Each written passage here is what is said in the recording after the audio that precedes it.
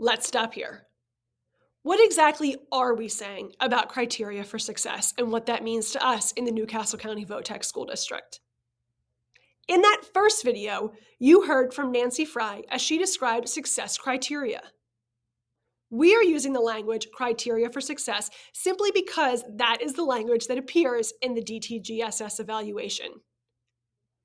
As we talk about criteria for success, it's important to remember that the purpose of the lesson guide and the professional learning that we've embarked on this year is truly to continue refining and strengthening the instructional foundation that we've already built for ourselves.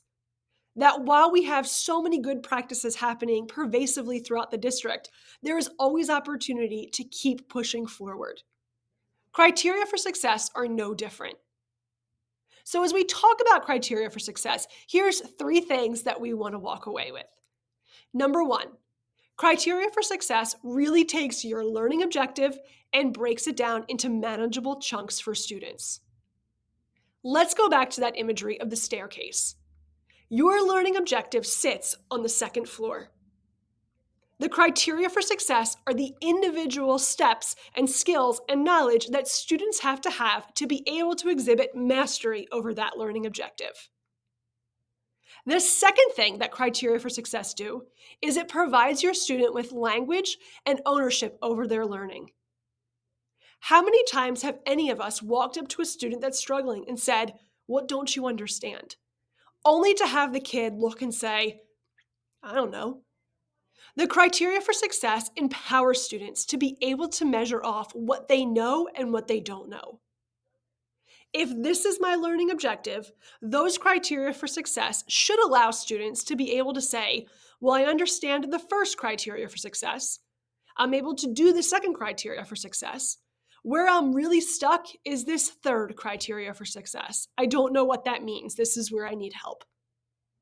This allows not only the student to be able to self-regulate, it provides you, the teacher, more specific information so that you can provide targeted supports to the student.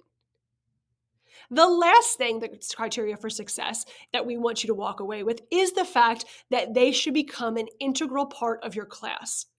We're not asking you to post these in the front, refer to them at the beginning of the lesson, and then move on. The criteria for success should be referred to throughout the time of instruction so that students are able to see progress in their learning and able to pinpoint what they know, understand, or able to do. Here's what this looks like in a carpentry class. If my learning objective is I want students to be able to build a table, that is my learning objective. Students will build a table.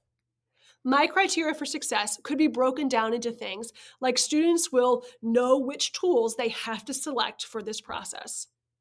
Students will understand and be able to read a tape measure. Students will show that they're able to use a table saw. Now, there's a lot more that goes into building a table, but those 3 things would allow me as the teacher to understand where my student is falling short in their ultimate pursuit of building a table.